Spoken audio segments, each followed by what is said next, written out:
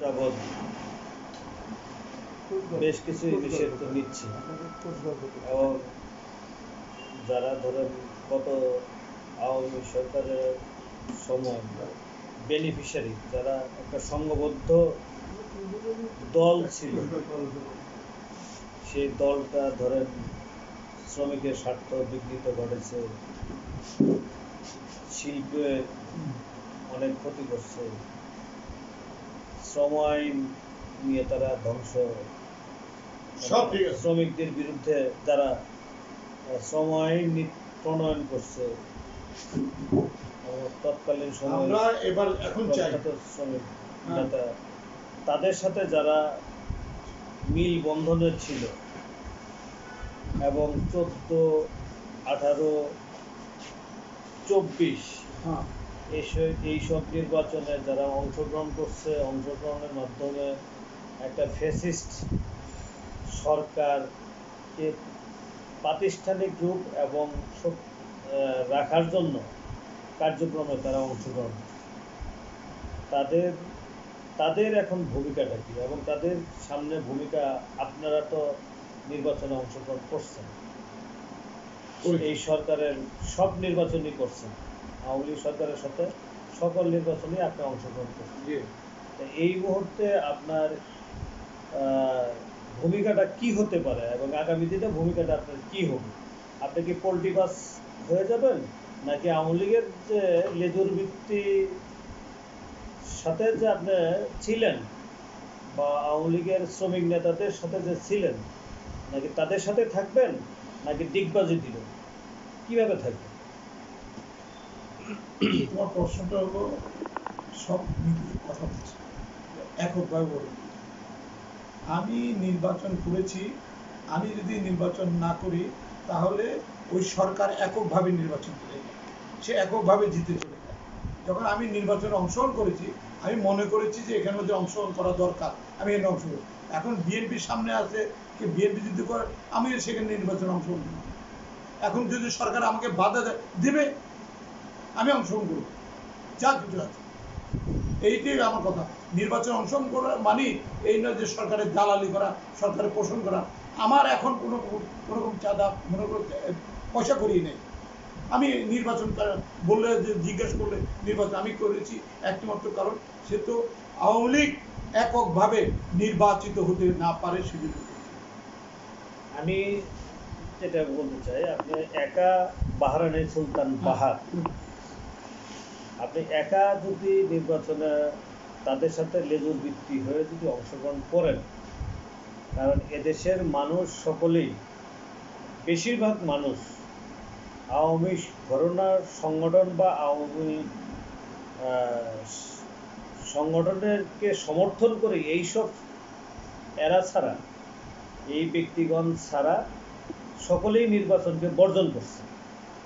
সেই ক্ষেত্রে আপনি বর্জন না করে তাদের সাথে অংশগ্রহণ করছেন, তার মানে আপনি গত সরকারকে সমর্থন করছেন। তো এই সমর্থনটা আপনি কিভাবে করলেন আর কেন এই সমর্থনটা করলেন? সরকারের বিরুদ্ধে লোক থাকবে, এখানের মধ্যে সরকারের বিরোধী না থাকলে সরকার কোনো রকম টনক নড়বে। সরকারের বিরুদ্ধে থাকবে, সরকারের পক্ষে থাকবে, সরকারের মাঝখানে মিডল পয়েন্টে যেটা সেটা ইসলাম, আমরা সেখান থেকে কাজ করেছি। আমি কোনোদিনও সরকারের পক্ষে যে কেউ করতে পারবো না যে কারো যে চার আনা কোনো জায়গায় না। আমি যেটা বলতে চাচ্ছি সেটা হলো আপনার নির্বাচনের অংশগ্রহণের মাধ্যমে, এদের তো আওয়ামী সরকারকে আপনার সমর্থন দিয়ে গেল, সমর্থন দিয়ে তার নির্বাচনী প্রক্রিয়াটাকে আপনি মেনে নিলেন এবং সেটা একটা অগণতান্ত্রিক সরকারকে আপনি মেনে নিলেন। এখন তো মনে করেন এই জুলাই আগস্ট অভ্যর্থনের মাধ্যমে সেই সকল নির্বাচন প্রক্রিয়াটাই অবৈধ হিসেবে হয়েছে। এই কারণেই তো এতগুলা শহীদ হলো, রক্ত ঝরল। আপনি কি সেই নির্বাচনের অংশগ্রহণের মাধ্যমে কি আপনি কি তাকে সমর্থন দিয়ে যান নাই, নাকি তার নির্বাচন ব্যবস্থার বিপক্ষে ছিলেন? আমি তার নির্বাচনের পুরো পক্ষে না, আমি কোনো পক্ষের না। আপনি তো অংশগ্রহণ করেছেন। আমি অংশগ্রহণ করেছি, তার মানে আমি থাকবো এর কোনো কথা না। আপনি তো একটা গণতন্ত্রের পক্ষে থাকার কথা। আমি না না, গণতন্ত্রের পক্ষে না বিপক্ষে আপনি? আমি পক্ষ বিপক্ষ, আমি মিড পয়েন্টে কাজ করেছি, মিডল পয়েন্টে। এর মধ্যে তারা যদি কেউ যদি মনে করে থাকে আমি বিপক্ষে গেছি, কেউ যদি মনে করে থাকে আমি পক্ষে গেছি, তাদের ব্যাপার, কিন্তু আমার ব্যাপার। আমি মূলত একটি রাজনৈতিক ইস্যুতে আমি গেছি আমার সংগঠনের পরিচিতি লাভ করার জন্য, আমার পরিচিতি লাভ করার জন্য আমি মূলত এই যে সংগঠন বড় না দেশ, রাষ্ট্র এবং জনগণ বড়, কোনটা? জনগণ বড়। তা আপনি জনগণের স্বার্থকে ভুলণ্ডিত করে আপনি আপনার ব্যক্তি বা আপনার সংগঠনের স্বার্থে আপনি একটা দেশ এবং দেশের জনগণকে আপনি তো বিচ্ছিন্ন করতে পারেন না। এবার হবে কি খেলা বিপরীত? এবার কি হবে কি পারেন? না না, আপনি জনগণ আগে না আপনার সংগঠন আগে? আপনি তো বলছেন, কথাটা বলে রাখেন। এই যে নির্বাচন আসতেছে, নির্বাচনে আওয়ামী লীগ যোগদান যদি না করে তাহলে কি হবে, সেটাও তো খেলা হবে আবার। তাহলে এখন আওয়ামী লীগে যোগদান করার জন্য ফখরুল সাহেব যে ভাষা কথা বলতেছে, এ ভাষা তো আওয়ামী লীগের পেটের ভিতরে করবার আরম্ভ হয়েছে। তাহলে আপনি আর আমি কি, যারা উপর লেভেলে কাজ করে, যারা অবস্থান করবে, তারাই বলে ফেলেছে না। ওই সময় তো ছিল অগণতান্ত্রিক, অগণতান্ত্রিক, এখনো অগণতান্ত্রিক বলো। হ্যাঁ, একজন ফ্যাসিস্ট বলতে পারে, একজন অগণতান্ত্রিক বলতে পারে। চাচ্ছেন যে এখনো অগণতান্ত্রিক, এখনো তাই বলবো, এখনো অগণতান্ত্রিক। হ্যাঁ, এই সরকারকে আপনি মানতেছেন না? আচ্ছা, এই সরকারকে আপনার একটা অগণতান্ত্রিক সরকার, এই সরকারের কোনো কার্যকলাপ আপনি মানতে রাজি না, এই তো? অগণতান্ত্রিক সরকারের কার্যকলাপ তো আপনি মানবেন না, মানা উচিত না। না না, সরকার এটা এই পরিচালনা করতেছে, তো আমি দেখছি, আমিও তাদের পাশে আছি, তাদের সাথে কাজ করতেছি। তারা যদি কোথাও যে ডুবে যায় তাহলে ডুবে গেল। আমরা তো ট্রেড ইউনিয়ন করি, আমি তো কোনো রাজনীতি কারো দলের কারো পক্ষের কোনো কাজ করি না। এখন আগামী দিনে যদি একটা গণতান্ত্রিক পদ্ধতিতে নির্বাচন হয়, সেই নির্বাচনে আপনার ভূমিকা কি থাকবে? সেই নির্বাচন আমি অংশগ্রহণ করতে পারবো কি পারবো না আমি জানি না। আমি স্পষ্ট কথা বলে যাই, আমার অংশগ্রহণ করতে পারবো কি পারবো কিনা তা জানি না। তবে চেষ্টা করব যাতে করে দেশের কোনো ভালো কাজ যদি হয় সে কাজের মধ্যে। ভালো একটা পয়েন্ট বলেছেন, বর্তমান সরকারটা অগণতান্ত্রিক সরকার। তাহলে কি অতীত সরকার যে সেটা কি গণতান্ত্রিক সরকার ছিল? না, সেই সরকারও বিতর্কিত, এই সরকারও বিতর্কিত। যে সরকার আসতেছে আমাদের দেশের মধ্যে বিতর্ক শুরু হয়েছে। আচ্ছা, আপনি বলছেন যে ওই গত সরকারটাও বিতর্কিত, বর্তমান সরকারটাও বিতর্কিত। জায়গাটা কোনটা? কি কি জায়গায় আপনার বিতর্কিত? আপনি বিতর্ক করতেছে বিএনপি, বিতর্ক করতেছে সমমনা কিছু দল, এই যে বিতর্ক তো এই জায়গার মধ্যে হচ্ছে না। বিএনপি তো এই সরকারও নাই এবং গত সরকারও ছিল না। 14 সালে নির্বাচন করছে না। দুইটা বলছেন, সেটা হলো গত সরকারটাও বিতর্কিত, বর্তমান সরকারটাও বিতর্কিত। সেই বিতর্কিত জায়গাটা আপনার সরকারের ভিতরে, গত সরকারের ভিতরে কি বিতর্কিত ছিল আর বর্তমান সরকারের ওই বিতর্ক আছে, ওই ধরনের ব্যাখ্যা আমি করব না। আমি তোমাকে বললাম সেটা হচ্ছে তারা এই সরকার আসছে, আসুক, এই সরকার থাকবে না। আপনি তো বললেন না, আমি অবৈধ সরকার। আওয়ামী লীগের পক্ষে অবৈধ না? আওয়ামী লীগ বলবে কি এরা অবৈধ না? আপনি কি বলেন? না, আমি বলতেছি যে সরকার আসতেছে, আমি সরকার পরিবর্তন হচ্ছে, আমি তাদের পাশে দাঁড়াই। আমি কারো পক্ষে কোনো সরকারের পক্ষে না। আমি শ্রমজীবী মানুষের পক্ষে কাজ করি, শ্রমজীবী মানুষের পক্ষে কাজ করি।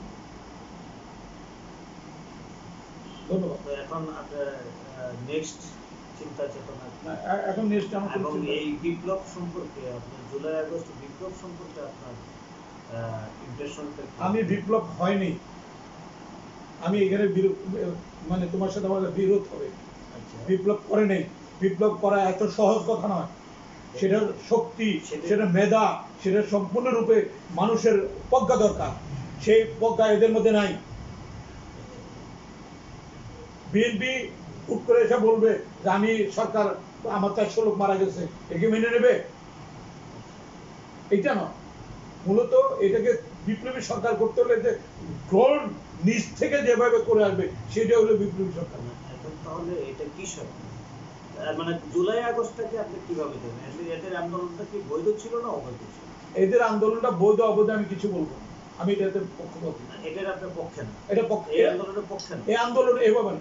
বৈধ কথা বলতে গেলে আমি পক্ষে বিপক্ষে দুইটা পক্ষের মধ্যে বলবো। এই আন্দোলনটা করে কি সঠিক হয়েছে?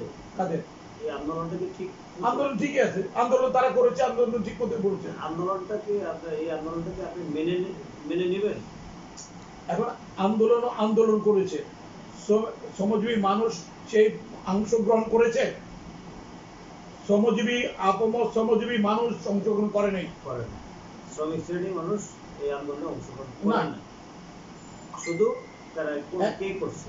ছাত্ররা করেছে, শুধু ছাত্ররা করেছে। ছাত্ররা করছে, আর আপমর কিছু লোকজন এখানে কিছু লোকজন অংশগ্রহণ করেছে। কিন্তু এই অল্প লোকজন এবং অল্প ছাত্রদের আন্দোলনে একটা শক্তিশালী একটা সরকার, লৌহ মানবী বলা হয়, তাকে কি হটানো সম্ভব ছিল? শোনো, সেই সংগঠন আমি এই সম্বন্ধে আপনারা কিভাবে সেভাবে তাদের কাছে এই ছাত্র, যদি আপনার ভাষায় বলি যে কিছু ছাত্র এবং কিছু লোকের কাছে আপনারা কিভাবে সমর্পণ করলেন, কিভাবে সারেন্ডার করলেন? এটা একটা দেশের একটা ষড়যন্ত্র হচ্ছে। এখানে আওয়ামী লীগের বিপক্ষে লোকজন হয়ে গেছে, হয়ে যাওয়ার পরে এটাকে আওয়ামী লীগের যাতে কর্মকাণ্ড যা কিছু করতে এদেরকে বিপক্ষে ফেলাইছে। তাহলে তার মানে আপনি বলতে চাচ্ছেন এটা একটা দেশীয় ষড়যন্ত্র? হ্যাঁ, সরকার উৎখাতের ষড়যন্ত্র। হ্যাঁ, মানে জনগণের না আর কি, জনগণের আন্দোলন না, জনগণের আন্দোলন না এবং ছাত্র সবার আন্দোলন না, এটা একটা ষড়যন্ত্রমূলক একটা সরকার উৎখাতের আন্দোলন হচ্ছে। এটা আমাদের। তাহলে যে ষড়যন্ত্রকারীরা কি তাহলে কি সফল না বিফল? সফল। তাহলে যারা সফল হয়েছে তারা ষড়যন্ত্রকারী। তাহলে যদি সফল হয়, ষড়যন্ত্রকারী হয়, তাহলে তো তাদের বিরুদ্ধে রাষ্ট্র বিরোধী মামলা হওয়া উচিত। কোনো মামলা হয়নি এখনো, পুলিশের বিরুদ্ধে কোনো মামলা হয়নি, এখনো মামলা হয়নি। হ্যাঁ, তাহলে মামলাটা তো যেহেতু ষড়যন্ত্রকারী, রাষ্ট্র ষড়যন্ত্রকারী, রাষ্ট্র বিরোধী মামলা করা উচিত বলেও আমরা মনে করতে পারি না। তাহলে সেই মামলাটাও তো হলো। মামলা হবে না, এই মামলা পরবর্তী সময়ে আপনারা করবেন, আমরা করবো, পরবর্তীতে করবে।